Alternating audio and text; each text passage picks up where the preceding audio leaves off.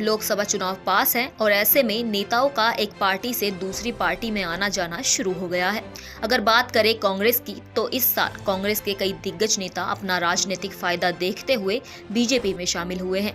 इस बीच अब कांग्रेस नेता कमलनाथ के बीजेपी में शामिल होने की चर्चाएं भी तेज हो गई हैं।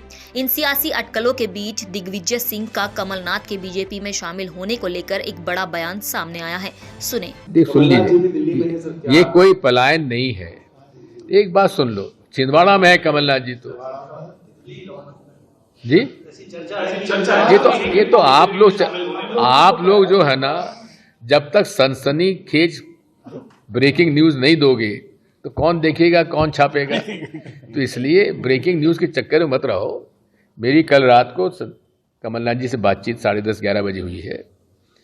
वो छिंदवाड़ा में है और जिस व्यक्ति ने अपने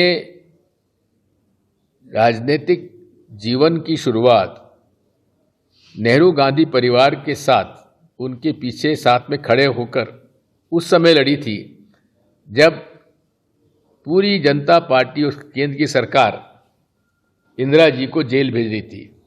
उस आदमी को आप कभी उम्मीद भी कर सकते हो कि ऐसा आदमी कभी कांग्रेस और सोनिया गांधी जी के परिवार को छोड़ के जाएगा, इंदिरा जी के परिवार को छोड़ के जाएगा?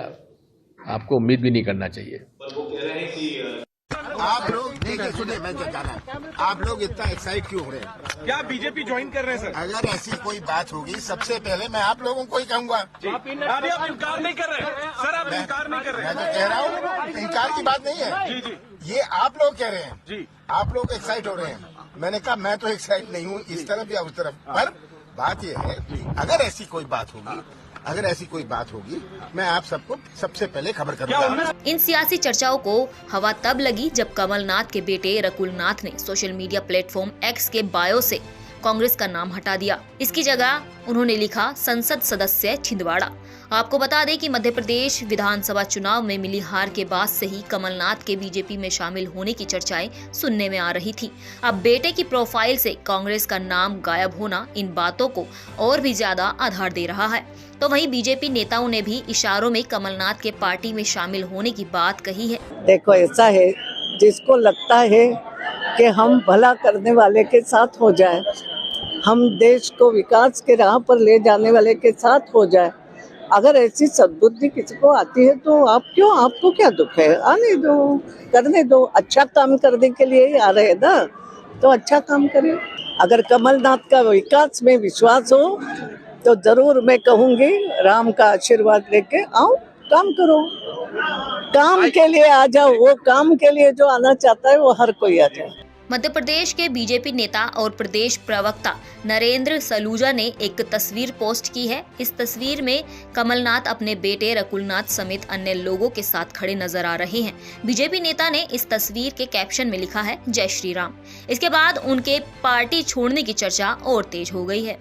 यह चर्चा तब और ज्यादा फैल गई जब कमलनाथ अपना छिंदवाड़ा दौरा बीच में ही कैंसिल कर बेटे के साथ दिल्ली रवाना हो गए। बता दें कि रकुलनाथ ने सोशल मीडिया से कांग्रेस का नाम हटाने से पहले ही इस दौरे को रद्द कर दिया था। कमलनाथ का 14 से 18 फरवरी तक छिंदवाड़ा में प्रोग्राम था। हालांकि छिंदवाड़ा दौरा बीच में छोड़कर ही कमलनाथ अपने बेटे रकुलनाथ के साथ अचानक दिल्ली रवाना हो गए। फिलहाल वह भोपाल में है, जहां से वह दिल्ली जाएंगे।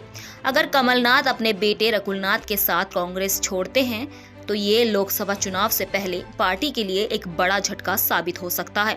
नेताओं की इस अदला बदली पर आपकी क्या राय है, हमें कमेंट करके जरूर बताएं।